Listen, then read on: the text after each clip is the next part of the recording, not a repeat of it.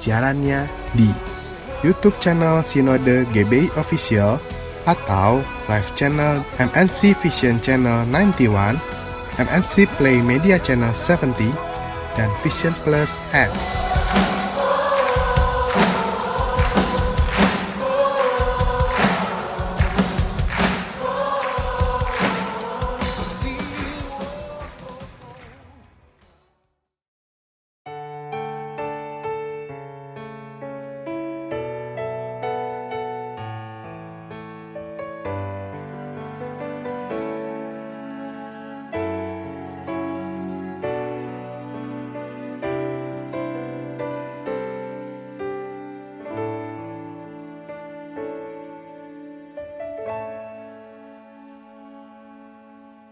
Yesus Tuhan ditinggikan, dimuliakan dan naik ke surga.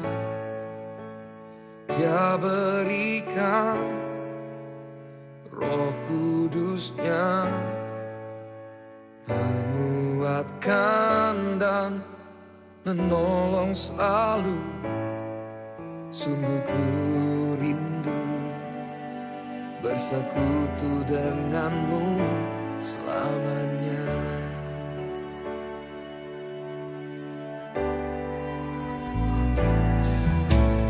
Yesus Tuhan ditinggikan, dimuliakan dan naik ke surga. Dia berikan Roh Kudus-Nya, menguatkan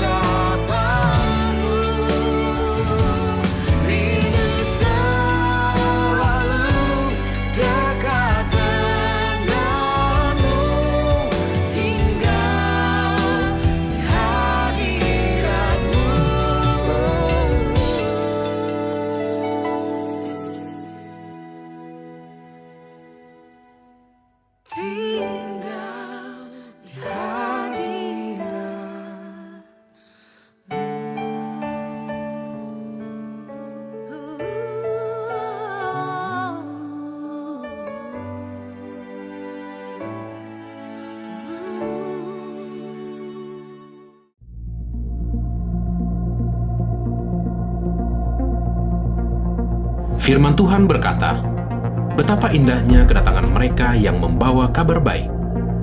Syukur kepada Tuhan melalui dukungan gereja dan para mitra, sepanjang tahun 2019, Lembaga Alkitab Indonesia telah menyebar Alkitab dan bagian-bagiannya untuk umat Tuhan di berbagai pelosok Nusantara.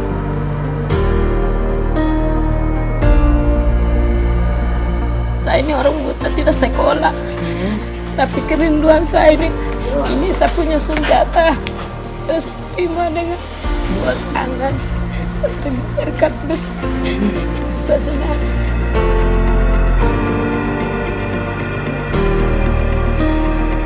Saya menyampaikan terima kasih dan penghargaan kepada Lembaga Alkitab Indonesia yang telah melaksanakan program ini bersama dengan Sinode Gereja Kristen Injili di Tanah Papua. Kiranya Lembaga Alkitab Indonesia tetap menjadi berkat bagi seluruh umat.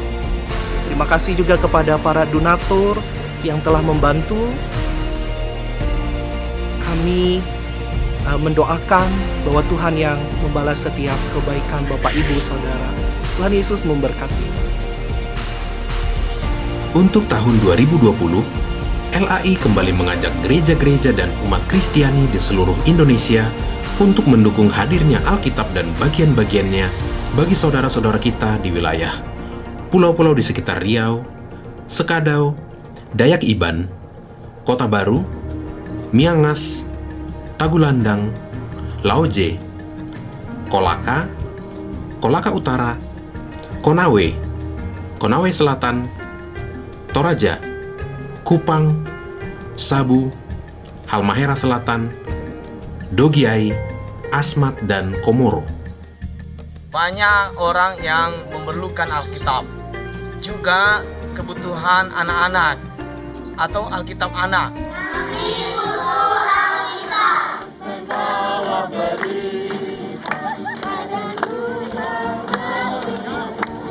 Saya mengajak para sahabat dan donatur semuanya dari seluruh Indonesia untuk menyisihkan berkat yang Tuhan sudah berikan kepada kita, sehingga Lembaga Alkitab Indonesia boleh terus melaksanakan program yang sangat menarik ini, yaitu Satu Dalam Kasih. Sehingga anak-anak Tuhan yang ada di pelosok Nusantara boleh membaca, boleh bertumbuh, dan boleh mengenal Tuhan melalui Alkitab ini.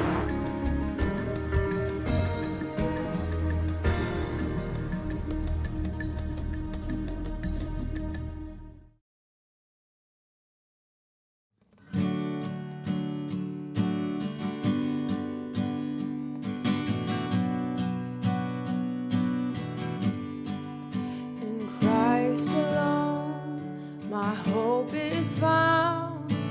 He is my light, my strength, my song. This cornerstone, this solid ground, firm through the fiercest drought and storm. What heights of love, what depths of peace, when fears are still, when striving cease. My comforter, my all in all, here in the love of Christ I stand.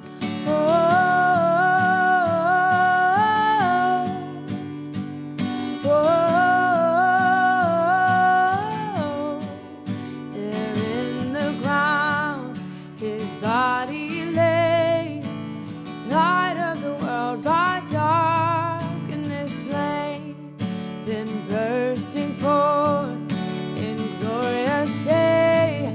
Oh, up from the grave he rose again, and as he stands in victory, since curse has lost its grip on me, for I am his.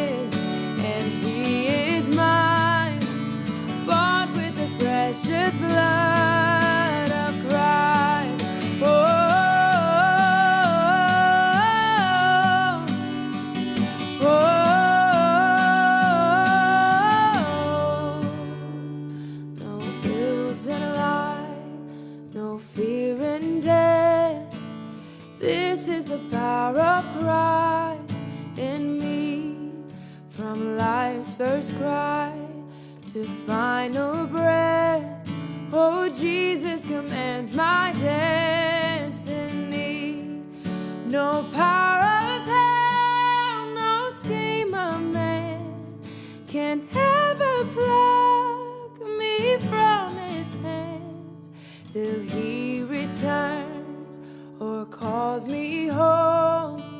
Here in the power of Christ I stand till he returns or calls me home. Here in the power of Christ I'll stand.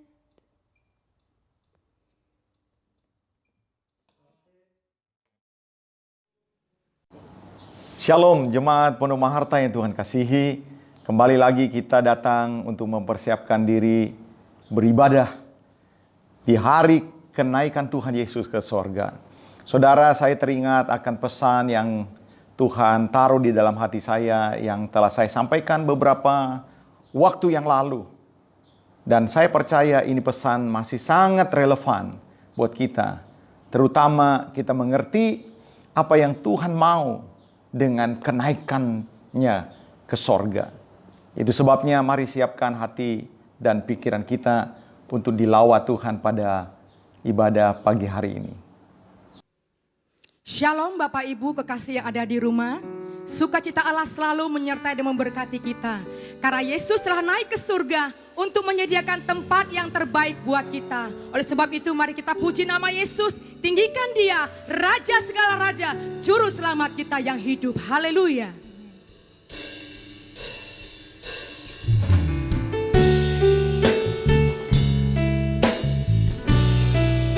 Kami datang menyembah-Mu Tuhan pada saat hari ini. Bersyukur buat kasih setia-Mu Tuhan.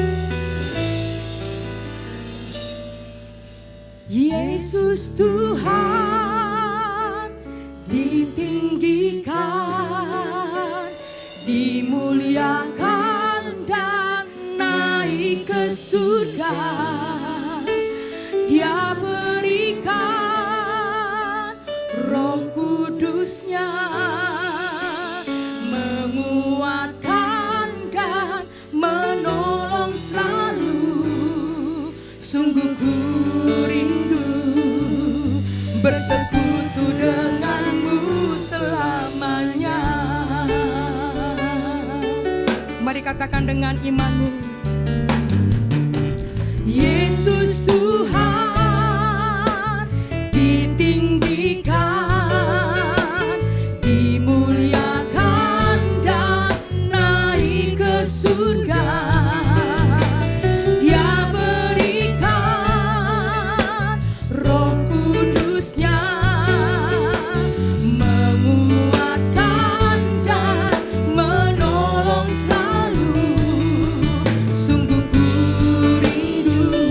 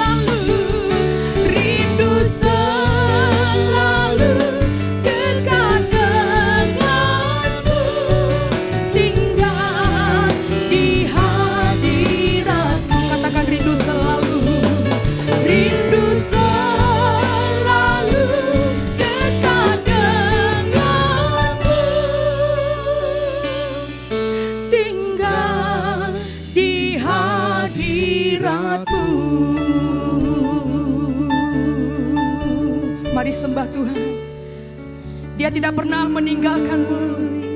Dia naik ke surga untuk menyediakan tempat yang terbaik buat hidupmu. Haleluya,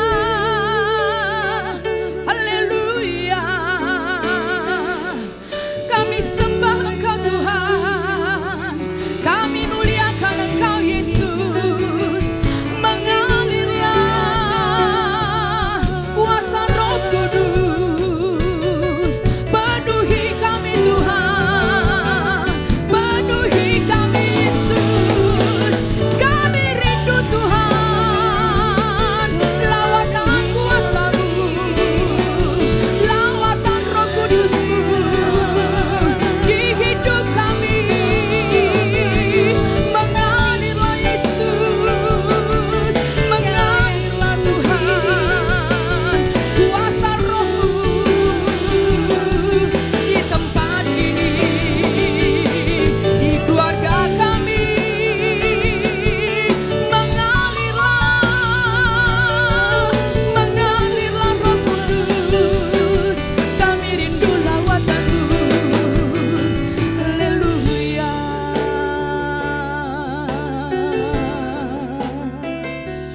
Allah Roh Kudus, jamah hatiku dengan urapan-Mu. Rindu selalu dekat dengan-Mu, tinggal di hadirat-Mu. Allah Roh Kudus, jamah setiap kami ya Tuhan, dengan kuasa-Mu. Rindu selalu dekat dengan-Mu, tinggal di hadirat-Mu. Rindu selalu dekat dengan-Mu, tinggal di hadirat-Mu. Kami rindu Tuhan dekat dengan-Mu. Rindu selalu dekat dengan-Mu, tinggal di hadirat-Mu.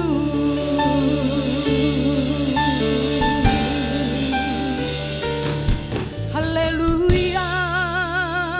Kami rindu Tuhan tinggal di hadirat-Mu, merasakan kebaikan-Mu. Mengalirlah Roh Kudus di tempat ini. Jamah kami, pulihkan kami, dan kami siap Tuhan merasakan kasih Roh Kudus-Mu yang Kau curahkan bagi kami. Di dalam nama Yesus kami siap memuji Engkau Tuhan. Haleluya. Amin. Puji nama Tuhan. Kemenangan Tuhan telah berikan bagi kita. Segala kuasa-kuasa di udara telah dihancurkan dengan nama Yesus. Katakan, ku menang bersama Yesus Tuhan.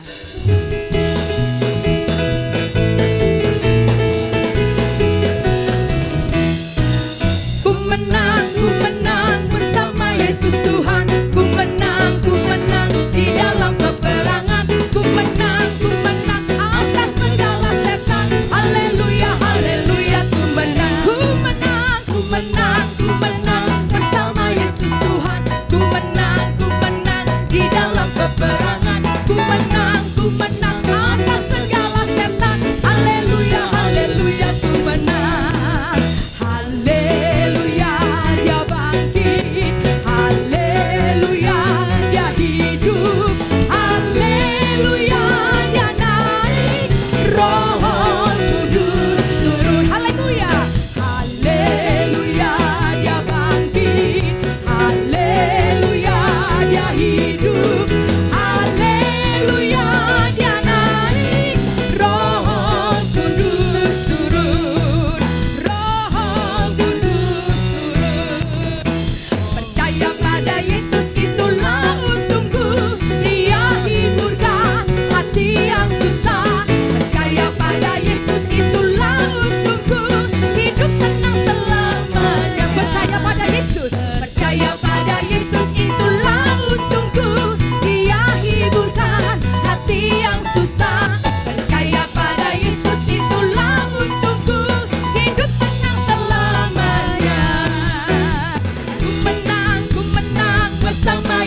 Tuhan. Ku menang di dalam peperangan. Ku menang atas segala setan. Haleluya, haleluya, ku menang. Haleluya, haleluya, ku menang. Haleluya, haleluya, ku menang. Haleluya. Kita telah menang oleh karena darah Yesus. Haleluya. Mari kita buka hati kita. Datang dengan hati yang rindu, hati yang terbuka. Biar lawatan Allah menjamah kita semuanya. Haleluya, Yesus.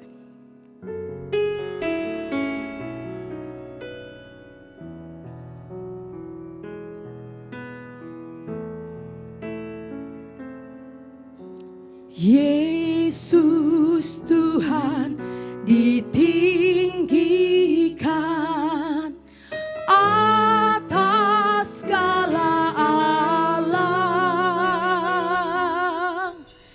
dimuliakan naik ke surga, berikan Roh Kudusnya. Datanglah sekarang, penuhi kami dengan kuasa-Mu. Urapi kami sekarang ini dengan api Roh-Mu.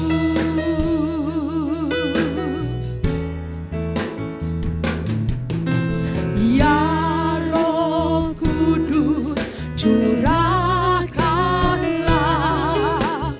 urapan kuasa-Mu. Kau penghibur dan penolong dalam kehidupanku. Datanglah sekarang, datanglah sekarang, penuhi kami dengan kuasa-Mu.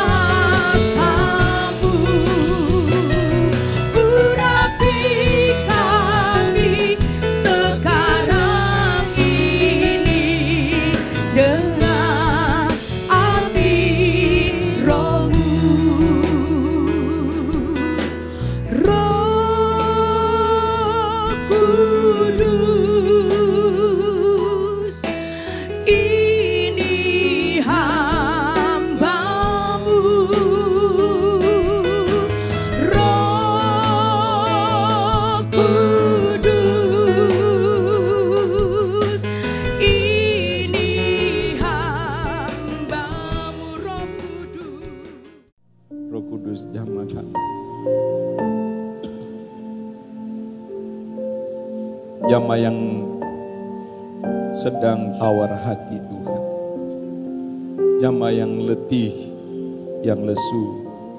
Jamah yang kehilangan visi Tuhan. Jamah yang terluka.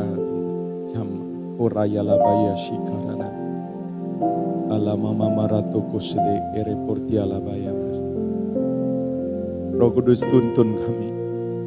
Kembalikan kami Tuhan ke gairah kami yang mula-mula, kasih kami yang mula-mula, supaya kami berkobar-kobar menjelang kedatangan-Mu yang kedua kali. Biar kebenaran firman-Mu Tuhan pagi hari ini memulihkan kami, menyegarkan kami, menuntun kami kembali berjalan seperti apa yang Tuhan mau. Urapi hamba-Mu Tuhan, sucikan layakan menjadi berkat. Kami sambut firman Tuhan dalam nama Yesus. Yang siap dilawat Tuhan, mari bersama-sama kita katakan amin. Tepuk tangan sekali lagi buat Allah kita, haleluya. Silakan duduk Bapak Ibu. Mari kita buka bersama-sama Alkitab kita di dalam Kisah Rasul pasal yang pertama. Mulai dari ayat yang ke-6.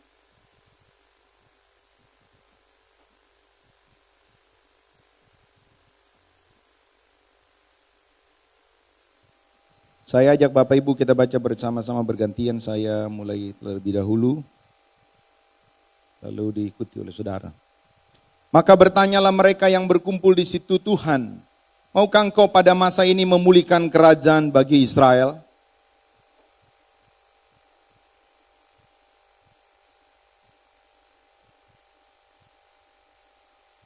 Saya ingin saudara-saudara kita baca sama-sama. Semuanya baca. Tetapi kamu akan menerima kuasa kalau Roh Kudus turun ke atas kamu. Dan kamu akan menjadi saksiku di Yerusalem dan di seluruh Yudea dan Samaria dan sampai ke ujung bumi.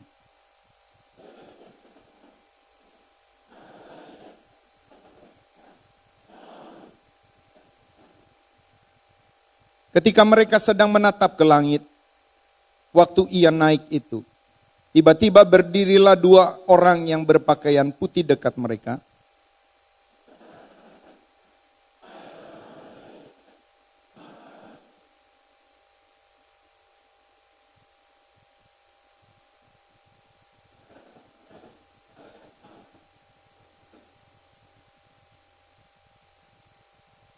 Bapak Ibu Saudara-saudara, pagi hari ini tema khotbah saya, kenaikan Tuhan Yesus itu penting bagi orang percaya. Kadang-kadang kita menganggap bahwa Natal perlu kita rayakan sehebat-hebatnya. Kita menganggap bahwa Natal merupakan momen yang paling penting. Natal penting. Tapi bukan berarti bahwa kenaikan Tuhan Yesus tidak penting. Makanya saudara-saudara ada perbedaan. Beberapa orang hari ini mungkin sedang berlibur. Karena menganggap mungkin kenaikan Tuhan Yesus tidak terlalu penting. Kematian Yesus di kayu salib penting. Kebangkitannya jelas penting buat orang percaya. Tetapi saudara-saudara, hari ini kita mau melihat bahwa ternyata saudara-saudara, kenaikan Tuhan Yesus itu justru sangat penting buat orang-orang percaya. Hari ini ada beberapa hal yang ingin saya sampaikan, kita renungkan bersama-sama. Kenapa kenaikan Tuhan Yesus ke sorga itu penting buat saudara dan saya. Yang pertama, saudara-saudara, kenaikan Tuhan Yesus itu sebagai bukti bahwa dia betul-betul menang. Dia adalah seorang pejuang, seorang pemenang. Dia adalah seorang yang lebih daripada pemenang. Kenaikan Tuhan Yesus itu merupakan deklarasi bukti dari kebangkitannya, bukan omong kosong. Kita perlu saudara-saudara mengerti bahwa kenapa Tuhan Yesus setelah penampakannya berulang-ulang lalu tiba-tiba tidak hilang saja demikian.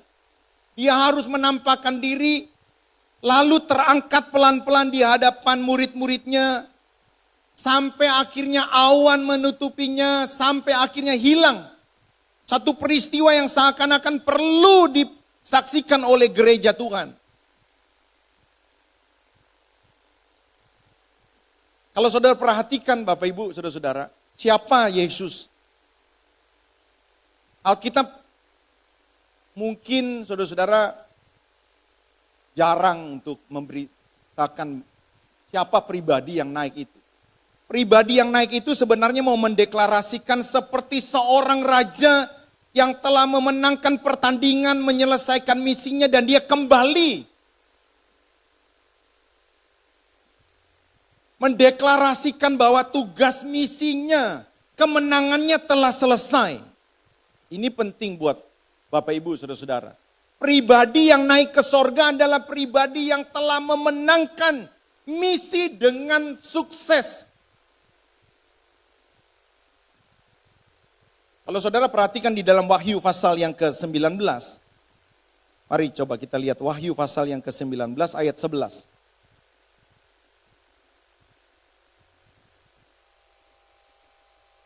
Lalu aku melihat sorga terbuka, sesungguhnya ada seekor kuda putih, dan ia yang menungganginya bernama yang setia dan yang benar. Ia menghakimi dan berperang dengan adil. Siapakah yang naik ke sorga? Dia yang telah menghakimi, dia yang akan menghakimi, dia yang telah berperang, dan dia akan berperang. Kira-kira kalau saudara mulai merenungkan kata berperang, pribadi seperti apa saudara-saudara yang saudara dapat gambarkan? Wah, pasti kita akan setuju. Seorang pejuang, seorang warrior, seorang raja. 12. Dan matanya bagaikan nyala api dan di atas kepalanya terdapat banyak mahkota. Dan padanya ada tertulis satu nama yang tidak diketahui seorang pun kecuali ia sendiri. Dan ia memakai jubah yang telah dicelup oleh darah dalam darah. Dan namanya ialah Firman Allah. Dan semua pasukan yang di sorga mengikuti dia. Mereka menunggang kuda putih dan memakai lenan halus yang putih bersih. Dan dari mulutnya keluar sebilah pedang tajam yang akan memukul segala bangsa. Dan ia akan mengembalakan mereka dengan gada besi. Dan ia akan memeras anggur dalam kilangan anggur. Yaitu kegeraman murka Allah yang maha kuasa. Dan pada jubahnya dan pahanya tertulis satu nama yaitu Raja segala raja dan Tuan di atas segala Tuan. Siapakah yang telah naik? Kenapa dia mempertunjukkan kenaikannya ke sorga? Seakan-akan saudara-saudara, dia seperti raja yang telah selesai memenangkan semua pertandingan. Dan kembali dengan gemilang. Dia kembali. Pesan apa yang saudara-saudara perlu tangkap di sini? Saudara-saudara, bahwa Tuhan Yesus yang saudara sembah, yang saudara agungkan, dia adalah raja pemenang. Dia telah memenangkan pertandingan, menang atas setan. 40 hari, 40 malam, tidak makan. Dia berpuasa. Ada penafsir mengatakan mungkin dia minum, tapi juga ada yang mengatakan dia tidak minum. 40 hari, 40 malam berpuasa. Setelah selesai, lalu iblis membawa Yesus. Lalu dicobai. Berhadapan muka, dengan Lucifer. Tetapi Alkitab berkata, Yesus memenangkan pertandingan. Yesus menang atas hinaan yang paling parah yang pernah ada di dalam dunia ini. Allah yang telah menjadi manusia diperlakukan dengan begitu hina. Tapi Alkitab berkata ia tidak membalas caci maki dengan caci maki. Ia telah menang atas luka visi yang sangat dahsyat. Menang atas godaan. Menang atas popularitas. Menang atas godaan wanita. Menang atas harta.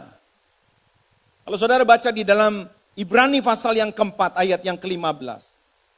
Bagian yang terakhir. Di dalam terjemahan New International. Dikatakan, but in all points tempted as we are yet without sin. Dia telah dicobai dalam segala hal. Tapi menang. Makanya ketika Yesus naik ke sorga. Dia seakan-akan mau mendeklarasikan kebangkitannya, kemenangannya atas dosa. Dan aku kembali.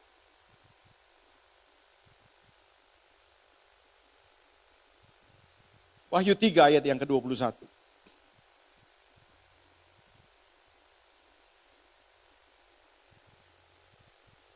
Kita baca bersama-sama. 2, 3. Barang siapa menang, ia akan kududukan bersama-sama dengan aku di atas tahtaku. Sebagaimana aku pun telah menang dan duduk bersama-sama dengan Bapakku di atas tahtanya. Ketika Tuhan berkata, turutilah teladanku. Apa yang seharusnya kita teladani dari seorang yang telah naik ke sorga? Yaitu Yesus. Dia raja yang telah menang. Saudara diminta untuk hidup dalam kemenangan atas dosa. Sudah berapa lama jadi Kristen? Berapa banyak orang tidak menang-menang. Sama dosa tertentu tidak menang-menang. Dari dulu judi. Sudah ikut main scam, sudah ikut SPY, sudah ikut retret bertahun-tahun, berkali-kali. Tetap judi terus. Tuhan menantang saudara supaya saudara menang. Beberapa orang lemah soal wanita. Tidak judi dia. Dia tidak tamak. Tapi jatuh terus soal wanita. Saudara dan saya dipanggil untuk menang. Kita perlu menang atas popularitas. Kita perlu menang atas dosa. Supaya kita mendapatkan apa yang Tuhan janjikan. 7 kali saudara-saudara. Kitab Wahyu berkata, barang siapa menang kepada 7 jemaat. Barang siapa menang. Bukan seberapa sibuk kita di dalam gereja. Bukan seberapa aktif kita di dalam gereja. Tapi seberapa menang kita atas kuasa kegelapan, atas dunia. Kenapa kenaikan Tuhan Yesus begitu penting? Kenaikan Tuhan Yesus itu mau memperlihatkan kepada kita seorang raja yang menang kembali dengan kemenangan yang hebat. Waktu dia bangkit, dia tidak tiba-tiba hilang. Dia sengaja, saudara-saudara, di hadapan murid-muridnya, secara fisik, dia tidak terangkat seperti roket. Kayak Superman. Dus gitu. Saya nonton film Superman lawan Batman. Itu kita dibodoh-bodohin saja sama saudara itu. Superman lawan Batman. Di Gotham City lagi. Kalah itu Batman. Jagoan Superman. Apakah sudah berpikir kayak seperti itu Tuhan Yesus kayak Superman begitu? Tiba-tiba hilang. Enggak. Tuhan Yesus terangkat. Sampai murid-muridnya masih lihat. Sampai lama-lama lagi lihatnya.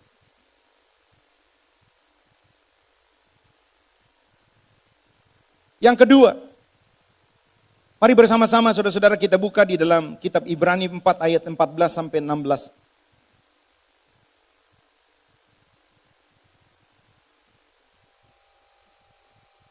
Karena kita sekarang mempunyai imam besar agung yang telah melintasi semua langit. Itu waktu Tuhan Yesus naik ke sorga. Kita tidak mengerti ya di atas tuh antariksa seperti apa. Rasul Paulus juga Tuhan izinkan satu kali dapat penglihatan. Dia diangkat ke langit. Ternyata langit berlapis-lapis ya berarti. Tuhan sendiri yang ngomong. Semua langit. Coba Tuhan yang seperti apa? Pemimpin agama yang seperti apa yang seharusnya kita kagumi? Semua tokoh sampai sekarang ada kuburannya itu. Tokoh-tokoh filsafat, tokoh-tokoh agama, orang-orang hebat. Mereka semua berakhir di kuburan. Tapi seorang yang telah naik ke sorga, dia naik ke langit. Bahkan Alkitab berkata karena kita sekarang mempunyai imam besar agung yang telah melintasi semua langit. Yaitu Yesus anak Allah. Baiklah kita teguh berpegang pada pengakuan iman kita. Sebab imam besar yang kita punya bukanlah imam besar yang tidak dapat turut merasakan kelemahan-kelemahan kita. Sebaliknya sama dengan kita ia telah dicobai, hanya tidak berbuat dosa. Sebab itu marilah kita penuh dengan penuh keberanian menghampiri tata kasih karunia supaya kita menerima rahmat dan menemukan kasih karunia untuk mendapatkan pertolongan kita pada waktunya. Ia bukan sekedar guru biasa. Dia bukan seorang rabi biasa. Dia bukan seorang tokoh biasa. Ia seorang raja yang telah memenangkan semua pertandingan. Semua godaan, semua cobaan. Betapa hebatnya saudara-saudara ketika saudara memperhatikan ayat yang ke-15. Dikatakan,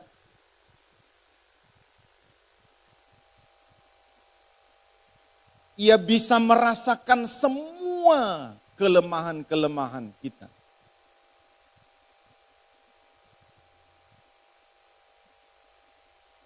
Saya mengembalakan di Pondok Maharta, saudara-saudara.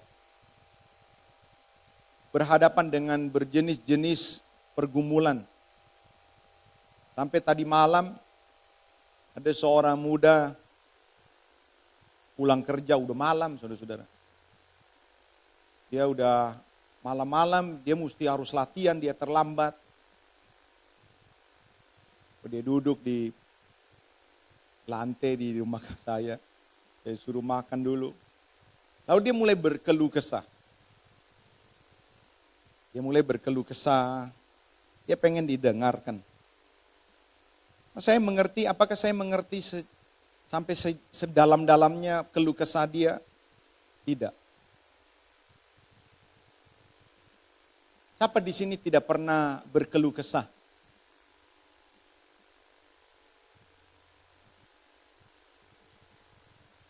Ada orang yang mengerti saudara 100%? Tidak ada. Orang yang paling dekat untuk mendengarkan keluh kesah saya, tentu istri saya. Kadang-kadang saya juga tidak mau terlalu cerita banyak juga. Kadang-kadang saya cuma, ya intinya. Kenapa? Karena saya rasa dia juga tidak bisa tolong saya juga. Paling dia akan berdoa, ya nanti kita berdoa. Tidak ada seorang yang mengerti saudara. 100%. Tidak ada orang bisa mengerti seseorang betul-betul segala-galanya tentang kita itu mengerti. Di dunia ini tidak ada. Kecuali dia yang telah naik ke sorga dan telah melintasi semua langit. Dia naik ke sorga. Untuk apa? Untuk menjadi imam besar yang agung. Di dalam Ibrani 7 ayat yang ke-25. Saudara boleh lihat.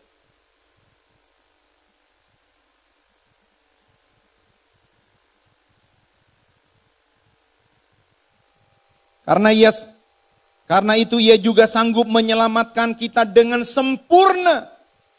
Bukan cuma menghapus dosa kita dan membawa kita kepada kerajaan sorga. Tapi dengan sempurna. Artinya bahwa dia bisa menolong pergumulan kita.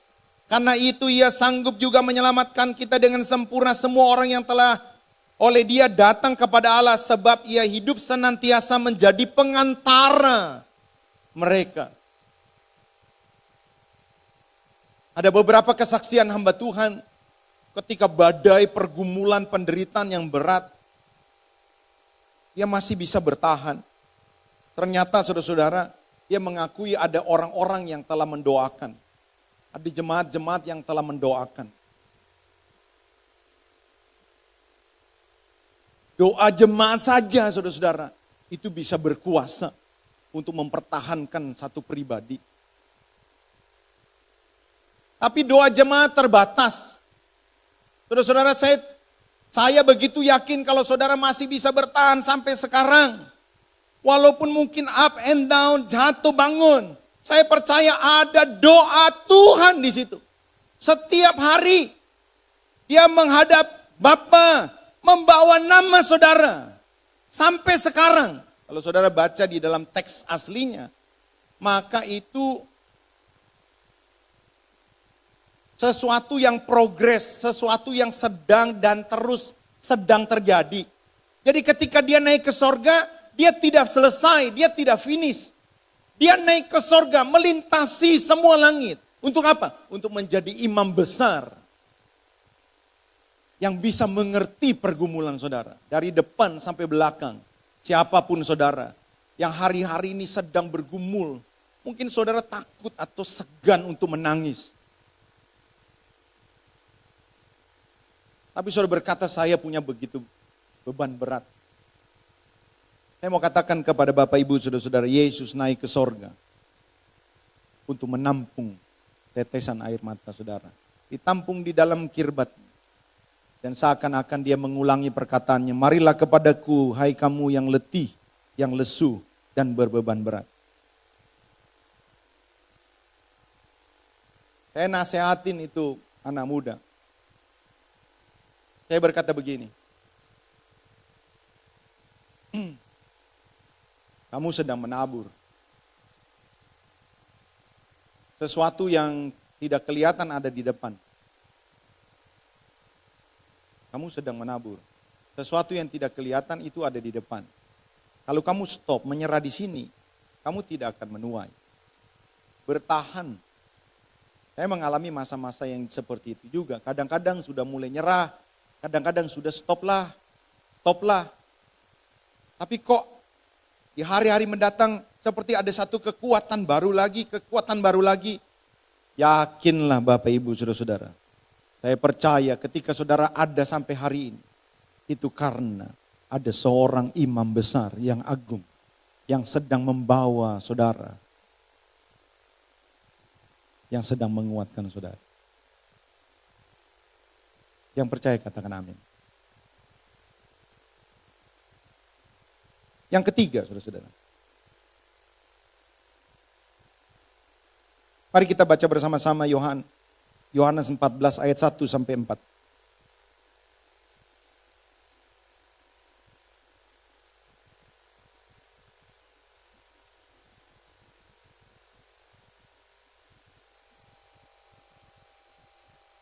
Janganlah gelisah hatimu, percayalah kepada Allah, percayalah juga kepadaku. Di rumah Bapakku banyak tempat tinggal. Jika tidak demikian tentu aku mengatakannya kepadamu. Sebab aku naik ke sorga. Sebab aku pergi ke situ untuk menyediakan tempat bagimu. Dan apabila aku telah pergi ke situ dan telah menyediakan tempat bagimu, aku akan datang kembali dan membawa kamu ke tempatku, supaya di tempat di mana aku berada, kamu pun berada. Dan kemana aku pergi, kamu tahu jalan ke situ. Adakah ini merupakan sebuah penghiburan yang besar buat saudara? Atau biasa-biasa saja? Kalau saudara merasa bahwa ini merupakan satu berita yang biasa-biasa saja. Saya khawatir saudara-saudara, di dunia ini ada sesuatu yang lebih menyukakan saudara.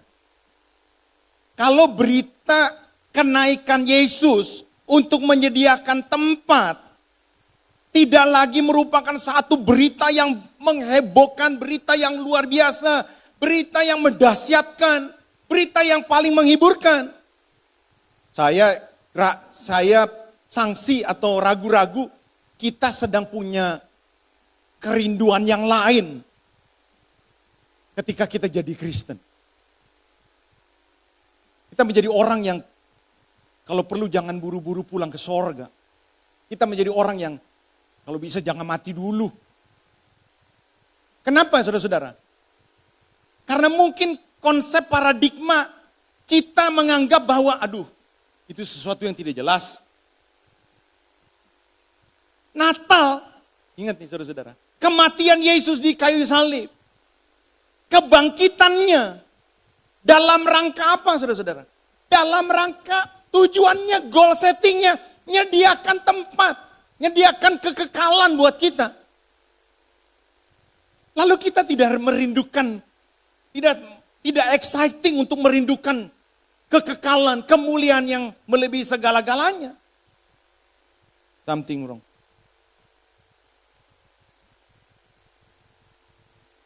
Makanya saudara-saudara, murid-murid sedih. Waktu Tuhan Yesus naik ke sorga, bukannya gembira. Makanya Yesus perlu memberikan damai sejahtera kepada mereka. Sampai ada seorang anak Tuhan menggubah tentang kepergian Yesus. Tapi sayangnya populernya di lagu-lagu sekuler. Padahal ini lagu-lagu untuk menceritakan kepergian Yesus. Ku akan pergi meninggalkan dirimu. Itu lagu tuh diciptakan oleh penciptanya bicara tentang Yesus. Selamat tinggal kasih, sampai kita jumpa lagi, aku pergi. Lama-lama gitu ya. Takkan lama, hanya sekejap saja, ku akan kembali lagi, asalkan engkau setia menanti. Itu lagunya tuh dipakai buat orang bercinta lagi. Cocok-cocok juga. Tapi itu yang nulis itu lagu tentang Yesus. Udah terlanjur populer di sekuler. Jadi kalau kita nyanyi begini kayaknya kita tidak cocok nih. Murid-murid sedih. Padahal Yesus menyediakan tempat. Coba. Nah, kekristenan ujung-ujungnya apa? Kalau saudara jadi Kristen. Kan ujung-ujungnya kekekalan. Inilah yang dicari bangsa-bangsa. Inilah yang dicari semua orang. Satu kali Filipus bertanya kepada Tuhan Yesus, Guru, tunjukkanlah jalan kepada kami. Lalu Tuhan kaget.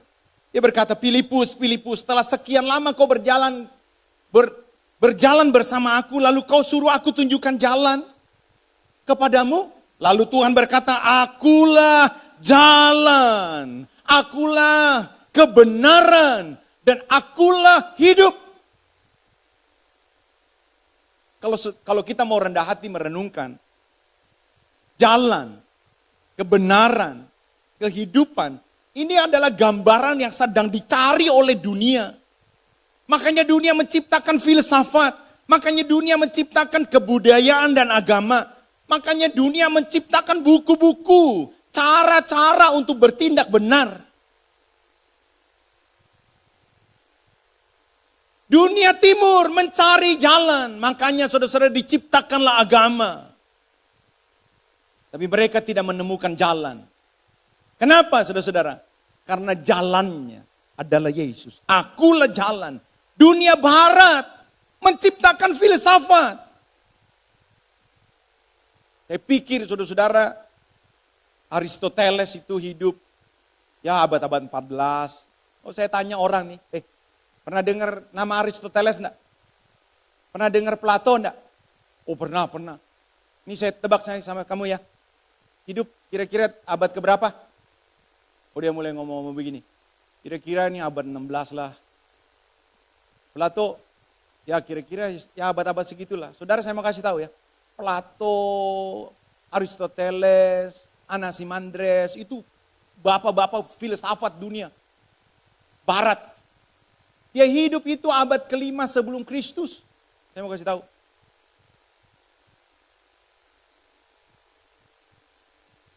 Orang membuat filsafat. Untuk apa? Mencari kebenaran dan mereka tidak jumpa dengan kebenaran. Kenapa? Kebenaran hanya ada di dalam Yesus. Dunia tidak akan menemukan jalan dan kebenaran sampai dia menemukan Yesus Kristus. Ketika orang menemukan Yesus, maka orang menemukan hidup yang kekal. Manusia yang rusak, manusia yang berbuat dosa, manusia yang terbatas. Saya mau kasih tahu kepada saudara-saudara, saya mau tekankan, tidak akan bisa menghampiri Allah. Bagaimana saudara-saudara? Manusia yang begitu terbatas bisa menghampiri Allah yang suci, Allah yang tidak terbatas. Maka kalau kita mau memainkan logika kita terhadap kepercayaan-kepercayaan lain, maka statement ini akan membungkam mereka. Manakah mungkin kita mencapai Allah atau Allah lah yang menghampiri kita? Maka kalau mereka semua dengan rendah hati, pakai hati nurani, maka seharusnya mereka berkata, kita tidak akan mungkin mencapai Allah. Dan saya mau kasih tahu kepada saudara, Allah yang seperti apa yang dicari oleh bangsa-bangsa di dunia ini? Allah yang mereka rekayasa sendiri, Allah yang tidak pernah mereka kenal. Tetapi Allah yang disebut di dalam Yesus Kristus, Dia datang dari sorga.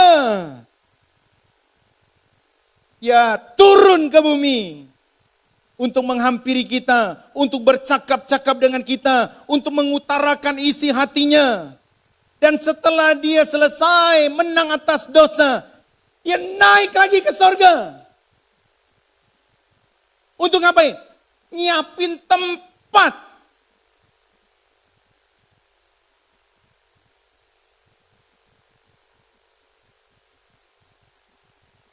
Alam Sutra, saudara-saudara, itu di Tangerang Selatan, Serpong, itu bebasin kampung begitu banyak. Sama seperti Gading Serpong itu. Saya terka-terka nanti dia bebasin sampai ke Curug itu. Gading Serpong saya tahu tuh tahun 94, 95 itu baru buka pemasaran tuh di daerah yang kalau kita masuk Gading Serpong lewat Kali Cisadane masuk, lalu ya cuma itu aja. Tapi sekarang saudara-saudara, coba lihat ujungnya sampai mau ke Curug tuh perbatasan murah, beli murah.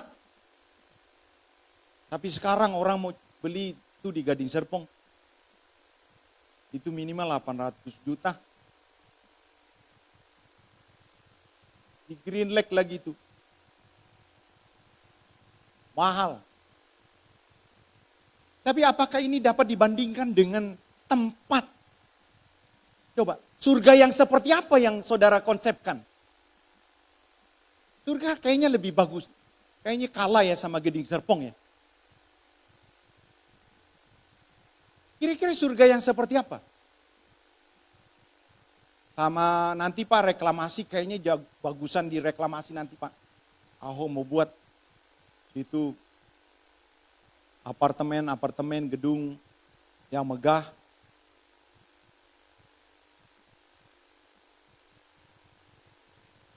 Bapak Ibu Saudara-saudara, kalau kekristenan kita tidak merindukan kedatangan Tuhan untuk menyediakan tempat buat kita, saya rasa mungkin kita ada yang keliru nih. Ada yang keliru. Ini yang ketiga, yang terakhir. Saudara-saudara.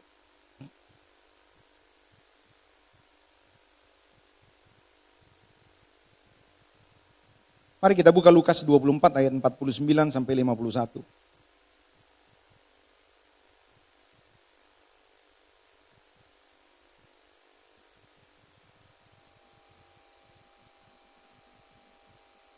Dan aku akan mengirim kepadamu apa yang dijanjikan Bapakku.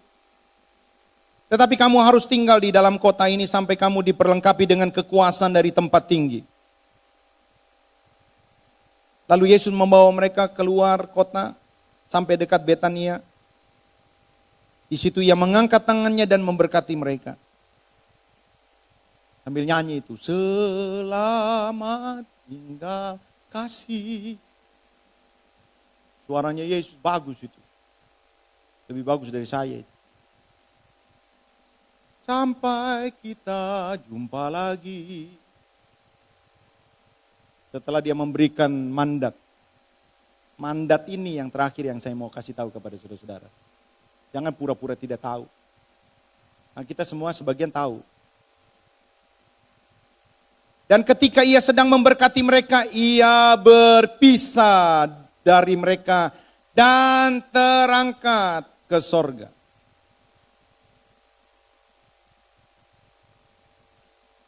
Jadi waktu Yesus naik ke sorga, untuk apa saudara-saudara?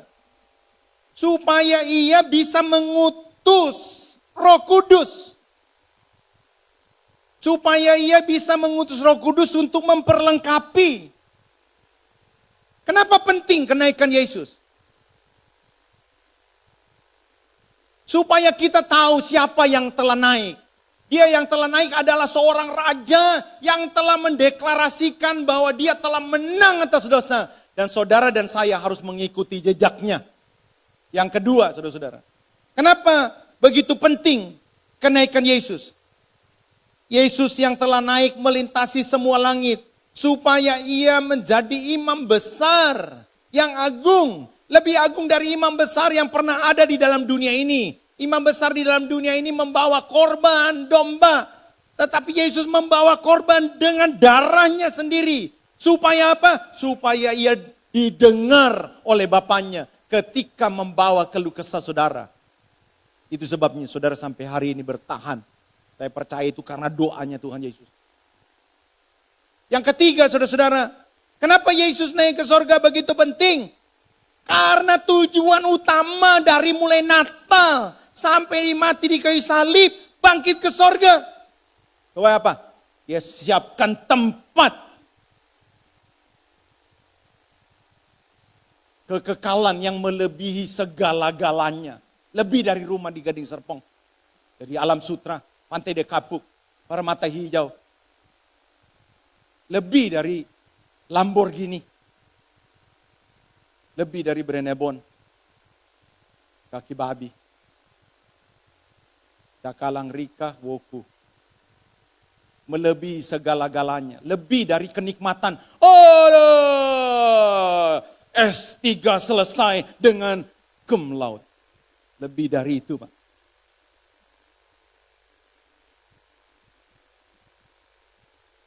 Kau yang punya uang banyak, saya mau kasih tahu, apa saja yang kau bisa beli dengan uangmu yang banyak, tidak bisa dibandingkan dengan tempat yang mau disediakan oleh Tuhan. Rasul Paulus tidak bisa membuat satu kalimat yang lebih hebat dari kemuliaan yang melebihi segala-galanya. Saya rasa kerajaan sorga itu dinamikanya jauh lebih hebat dari dinamika yang ada di dalam bumi ini. Dinamika itu pergerakan, planning, karya. Wah, betapa hebatnya. Sayangnya saudara-saudara, kita berkata kalau bisa sih Tuhan jangan datang dulu. Minggu depan mau main golf dulu Tuhan. Kalau bisa sih Tuhan jangan datang dulu. Belum menikah. Kalau bisa sih Tuhan jangan datang dulu. Rumah belum lunas. Apa hubungannya? Yang keempat tadi saya katakan. Kenapa penting Tuhan Yesus naik ke sorga? Jelas penting. Kenapa saudara-saudara? Lihat ya. Kedudukan saudara di sorga itu sangat ditentukan dari prestasi saudara di hadapan Tuhan. Bukan soal masuk sorga. Saudara percaya Yesus, saudara masuk sorga. Yesus plus 0. Ini doktrin benar Pak. Yesus bukan tambah amal, Yesus tambah memberi dulu baru selamat. Yesus tak 0. Yesus plus 0. Selamat. Tapi soal kedudukan, di dunia saja kita mendapatkan suatu kedudukan. Kita bisa merasakan. Saudara nanti mungkin kita akan tercengang-cengang. Orang-orang hebat akan tercengang-cengang. Orang lain juga akan tercengang-cengang melihat orang-orang yang hebat. Bisa saja orang-orang yang hebat, yang kita dengar kedudukan-kedudukan yang hebat. Tidak ada apa-apanya nanti di dalam kerajaan sorga. Soal kedudukan. Kenapa? Waduh, mungkin orang-orang yang sederhana. Mereka punya kemuliaan jauh melebihi kemuliaan orang-orang hebat. Kenapa saudara-saudara? Karena mereka, saudara-saudara, betul-betul memanfaatkan fasilitas yang Tuhan kasih. Apa itu? Roh Kudus. Dia memperlengkapi kita dengan Roh Kudus. Supaya apa? Supaya mandatnya Yesus itu terjadi, dilaksanakan. Gereja sekarang, saudara-saudara, tidak kekurangan cara mengembangkan gereja. Metode-metode tuh banyak, saudara-saudara. Termasuk petamburan. Saya berpikir bahwa petamburan ini ketinggalan zaman, keliru. Saudara, kita diperlengkapi orang-orang hebat, pakar-pakar hebat, enggak sembarangan. Gereja Tuhan tidak kekurangan metode. Gereja Tuhan tidak kekurangan WL-WL hebat. Gereja Tuhan tidak kekurangan musisian-musisian hebat. Gereja Tuhan tidak kekurangan pembicara-pembicara hebat. Tapi gereja Tuhan sedang krisis. Orang-orang yang bisa memenangkan, melepaskan, menyembuhkan. Dan membawa mereka dari neraka ke sorga.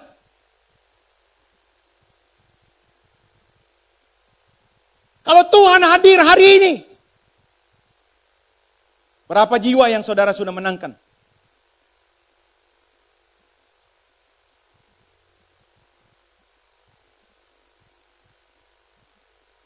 Mereka yang terikat tidak bisa mereka dilepaskan hanya gara-gara saudara kasih ya 100 ribu, saudara kasih 2 juta, saudara kasih 10 juta. 10 juta tidak melepaskan mereka dari dosa. Saudara kasih rumah mereka, lalu mereka bertobat? Belum tentu. Orang-orang di luar sana sudah orang-orang yang terikat, orang-orang yang terbelenggu, orang-orang yang dirasuk setan. Saya kasih tahu saudara-saudara, saya cerita, ada satu anak, ada pemudi saudara-saudara, dia terikat dengan dunia malam, pemudi terikat dengan dunia malam. Dia dikasih fasilitas dengan orang-orang yang pakai dia. Uangnya juga cukup banyak, tapi habis, gampang habisnya. Ya dia nggak khawatir karena dapatnya juga gampang. Tapi dia sadar, saudara-saudara, dia sadar bahwa dia hidup di dalam dosa. Lalu bertemu dengan kami, saya dengan istri saya. Kita mulai bimbing. Saudara-saudara, kita merasa ada satu kekuatan. Ada satu kekuatan yang menghalangi dia. Setiap kali kita bimbing, dia berada dalam keadaan sakit. Setiap kali mau janji jumpa, dia sakit. Setiap kali kita mau ajak kebaktian, dia sakit. Dan sayangnya saudara-saudara, sayangnya ini, akhirnya dia memutuskan untuk tidak mau meneruskan. Kita sudah mau berusaha. Yang saya mau katakan kepada saudara-saudara adalah, di balik pemudi ini, ada satu kekuatan dunia yang mengikat orang dengan keterikatan. Kau berpikir saudara bisa lepaskan dia dengan cuma sekedar ngomong biasa? Saudara berada di dalam satu zaman di mana anak-anak muda lebih banyak waktu untuk gadget. Itu sudah tidak bukan rahasia lagi. Termasuk anak saya. Loh betul saudara-saudara, saya harus akui. Makanya saya punya peraturan. Saya kasih gadgetnya dia. Itu Jumat pulang sekolah. Saya kasih. Saya ambil Minggu jam 3. Itu peraturan. Kamu boleh pakai gadget kamu. Jumat pulang sekolah, Papa kasih. Papa tagih Minggu jam 3. Kenapa? Saya tahu, saudara-saudara. Saya lihat ada di posting di YouTube. Orang lagi main game. Tiba-tiba mati. Kenapa? Di dalam YouTube itu ditulis, ini apa sih? Brain dead katanya. Jadi mati batang otak. Jadi otaknya stop untuk berpikir. Jadi otaknya nggak lupa untuk nyuruh napas gitu. Dia nggak tahu. Jadi dia nggak napas. Lupa nyuruh napas. Gitu. Jadi sudah nggak ada perintah dari otak tuh nggak ada perintah. Jadi dia mati. Dunia yang seperti apa yang sekira-kira saudara hadapi? Oh kita diam-diam saja ya. Waktu Tuhan Yesus naik ke sorga dia berkata, ini. Dari kelahiranku sampai sekarang aku mau pergi. Lihat ya, ini tugasku. Dan aku kasih tahu kamu, jangkau jiwa. Menangkan jiwa. Sembuhkan, kuatkan orang. Boleh kerja nggak? Boleh. Kerjaanmu juga buat jangkau jiwa. Nabung banyak boleh nggak? Boleh. Nabung banyak buat jiwa. Nah kalau ini yang dipesankan oleh Tuhan, lalu kira-kira kalau dia datang kembali, kira-kira menurut saudara nih, dia tidak akan tanya. Dia tanya. Saya punya pembantu baru 3 bulan, orang Pandeglang. Saya sama istri punya misi untuk menangkan dia. Setiap kali saudara-saudara kita berusaha untuk menerima dia apa adanya, kita ajak ngobrol. Sampai satu kali yang mencengangkan kita ya saudara-saudara, dia pengen diajak kebaktian. Coba, orang Pandeglang, baru 3 bulan. Walaupun dia belum terima, kita sedang doakan dia. Kita katakan bahwa kuasa setan itu tidak bisa mengalahkan orang Kristen. Dan dia telah buktikan. Satu kali ini kita ditelepon, kaget tuh. Istri saya yang ditelepon sama pembantu saya. Jadi Ivan sedang sekolah, saya sedang ke Petamburan, istri saya sedang ada acara begitu. Jadi rumah tinggal sendiri ini. Ini pembantu. Tiba-tiba saudara-saudara, istri saya ditelepon, nangis, ketakutan. Ibu pulang, ibu takut. Istri saya kaget kan, kenapa? Di rumah ada setan bu. Ya di rumah saya ada setan katanya. Itu kan rumah hamba Tuhan itu. Saya juga diceritain, apa iya rumah kita ada setan? Kurang ajar banget itu setan menurut saya tuh. Itu di atas gereja. Masa ada setan? Kita tidak percaya, kenapa kamu bilang ada setan? Iya bu tadi aku nunggu kan aku takut. Jadi dia tinggal di atas jadi disuruh bawa dia tunggu di kamar given gitu. Di kamar given karena mungkin dia nggak tahu lah dia itu. Lalu waktu dia buka pintu mau keluar, tiba-tiba pintu kamar mandi terbuka sendiri saudara-saudara. Jadi waktu dia buka pintu kamar given, kamar mandi itu ada pintu 2. Kamar given satu bisa masuk dari kamar, satu bisa masuk dari luar. Jadi pintu luar itu terbuka. Wah dia teriak, ibu, ada setan, kenapa? Jadi pintu terbuka sendiri, bak, gitu. Dia takut, saudara-saudara, dia takut. Udah kamu kalau ini kamu keluar. Lalu dia keluar, saudara, dia buka lagi. Itu pintu terbuka lagi begitu, saudara. Udah gak jadi keluar. Dia nangis-nangis dia keluar. Istri saya pulang buru-buru. Waktu dia pulang buru-buru, dia ketemu kan sama istri saya. Kenapa? Ada setan bu, ada setan. Takut, waduh dia pucat begitu. Bagaimana? Ya waktu aku buka pintu Given, itu pintu kamar mandi terbuka sendiri. Ini istri saya bingung nih, apa ada setan? Coba bagaimana ceritain, bagaimana? Begini bu. Jadi dia pintu buka kamar Given, set, pelan. Lalu itu terbuka. Saya diam begitu. Coba, kamu waktu keluar bagaimana? Ya saya keluar buru-buru, saya buka buru-buru. Coba praktekin.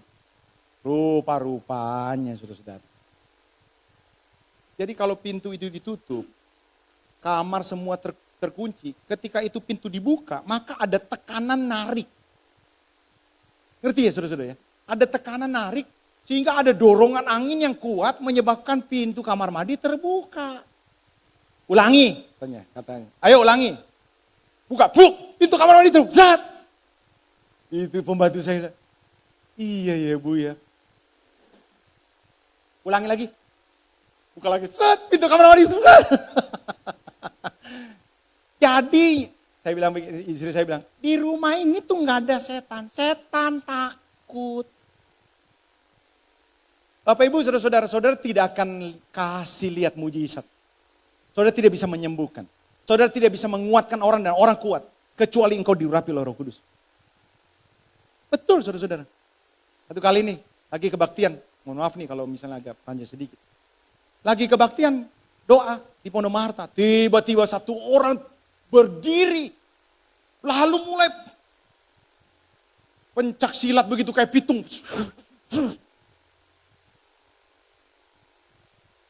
Kalau Roh Kudus begitu masih ini. Akhirnya saudara-saudara itu orang jemaat pegang dia saudara-saudara. Saya bilang begini, gak usah dipegangin. Saya keluar sedikit. Jadi itu jemaat pegang dia. Kurang lebih ada 8 orang pegang dia. Karena tenaganya terlalu besar. Saya bilang lepasin. Pak nanti ngamuk, enggak lepasin aja, lepasin. Biasanya orang kalau kerasukan setan malah kita pegang, saudara-saudara. Setelah dilepaskan, dia sakit karena pegangan kita, saudara-saudara. Biru-biru, bukan karena setan, biru-biru karena tangan kita. Lepasin, lepasin. Tiba-tiba dia, waduh mencak-mencak begini. Saya tenang aja. Ini di hadapan jemaat nih, saudara-saudara. Sekaligus praktek. Pengajarin jemaat. Waktu dia menghampiri saya berkata, dalam nama Yesus, tunduk. Tiba-tiba dia jatuh. Wah. Dan itu terjadi. Saya berkali-kali. Dan anehnya, saudara-saudara, ada beberapa orang yang julukin saya kalau ada apa-apa soal-soal hantu. Pak Joni aja. Pemburu hantu apa saya? Saya sih oke-oke saja. Maksud saya saudara-saudara, kali ini bisa saudara lakukan. Nggak perlu undang-undang. Kalau di rumah saudara ada yang kerasukan setan, dilarang telepon Pak Yosi, dilarang telepon Pak Ulper, apalagi Pak Joni. Kenapa saudara-saudara? Saudara bisa lakukan. Kenapa? Roh Kudus memperlengkapi saudara. Supaya apa? Supaya saudara mendemonstrasikan kuasa Allah. Dan orang tertarik kepada Yesus. Oh kita ini takut, itu takut. Bagaimana kita jangkau jiwa? Kalau kedudukan kita, saudara diperhitungkan dari seberapa banyak orang sembuh, seberapa banyak orang pulih. Pertanyaannya, berapa banyak orang pulih? Coba saya ingin saudara-saudara lihat, ini ayat terakhir. Yohanes 14. Yohanes 14 ayat yang ke 26.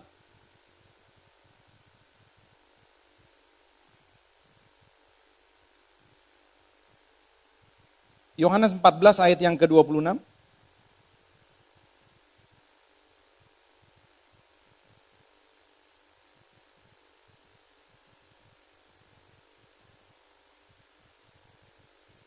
Ya kita baca sama-sama. 2, 3. Tetapi penghibur yaitu Roh Kudus yang akan diutus oleh Bapa dalam namaku, dialah yang akan mengajarkan segala sesuatu kepadamu dan akan mengingatkan kamu akan semua yang telah kukatakan kepadamu. Kenapa penting Yesus naik ke sorga? Dia memperlengkapi saudara dengan kuasa. Makanya Markus berkata tanda-tanda ini akan menyertai orang percaya. Orang percaya akan membuang setan-setan, mengusir setan-setan, menyembuhkan orang. Tetapi yang kedua saudara, ini hebatnya. Dia utus Roh Kudus. Supaya bisa pimpin saudara, supaya bisa kuatin saudara, supaya bisa hibur saudara. Maka saya percaya kalau saudara hari-hari ini sedang lemah, hari-hari ini sedang gundah, tawar hati, kehilangan visi. Saya percaya saudara harus berkata Roh Kudus. Roh Kudus jamaku, Roh Kudus jamaku. Supaya apa? Supaya Tuhan ingatkan. Saudara bisa bayangin enggak? Waktu murid-murid bersama dengan Tuhan Yesus selama 3 tahun. Sebentar, guru bagaimana nih? Oh, Tuhan kasih tahu. Sebentar, guru yang ini bagaimana nih? Begini. Sebentar, guru yang ini bagaimana? Setiap kali Tuhan kasih contoh terus. Tuhan ajarin terus. Nah waktu Tuhan Yesus naik ke sorga. Tugas panggilan begitu besar. Kira-kira ini gimana nih ya? Aduh, gak ada. Dulu enak ya waktu ada Tuhan Yesus ya. Sebentar kita tanya. Sekarang tidak ada. Tuhan kirim Roh Kudus. Untuk apa? Untuk mengingatkan segala sesuatu yang telah kuajarkan kepadamu. Makanya saudara-saudara, Roh Kudus dicurahkan bukan cuma kasih kita kuasa, tapi kasih kita kekuatan. Ketika saudara berharap mujur, ternyata tidak mujur. Roh Kudus bisa kuatkan saudara. Ketika saudara berharap laku, ternyata tidak laku. Roh Kudus bisa kuatkan saudara. Ketika saudara berkata aman-aman saja, ternyata saudara mengalami penderitaan. Roh Kudus akan kuatkan saudara untuk bertahan setia sampai akhir zaman. Amin. Mari kita bangkit berdiri.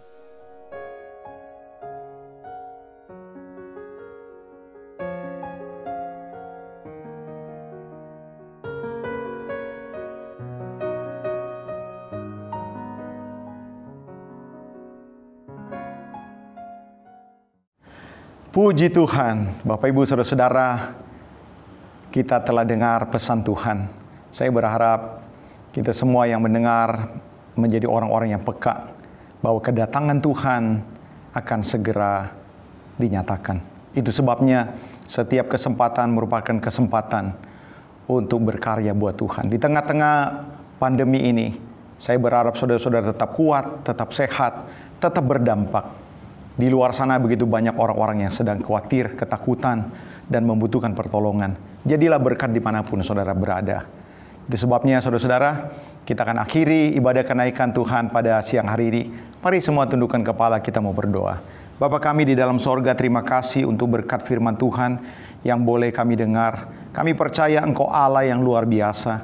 Engkau Allah yang sangat mengasihi kami. Terima kasih Tuhan Yesus yang sampai hari ini berdoa buat kami. Terima kasih Tuhan Yesus yang telah mengirimkan Roh Kudus yang akan memimpin kami, memberikan kami perlindungan, kekuatan untuk mampu bertahan di tengah-tengah angkatan yang bengkok hati ini, di tengah-tengah penderitaan yang melanda dunia ini. Bapa di sorga, kami doa buat bangsa dan negara kami. Berkati usaha pemerintah di dalam menanggulangi wabah ini. Tuhan jamah setiap masyarakat supaya memiliki kesadaran untuk membantu pemerintah, membantu dirinya sendiri untuk terhindar dari wabah ini. Sebentar kami akan kembali ke tempat kami masing-masing. Kami berdoa buat setiap jemaat yang sedang mengalami pergumulan, sakit penyakit. Tuhan jamah dan memberikan mereka kekuatan. Itu sebabnya saudara-saudara yang kekasih, mari arahkanlah hatimu, pandanglah kepada Tuhan, dan terimalah berkat yang datang dari Bapa kita di sorga, damai sejahtera dari Tuhan Yesus Kristus, pertolongan dan penyertaan Allah Roh Kudus, kiranya menyertai kita mulai hari ini dan seterusnya, bahkan sampai Maranatha. Haleluya, amin. Saudara-saudara, sampai berjumpa lagi di hari Minggu, kita akan beribadah kembali. Tuhan Yesus memberkati kita.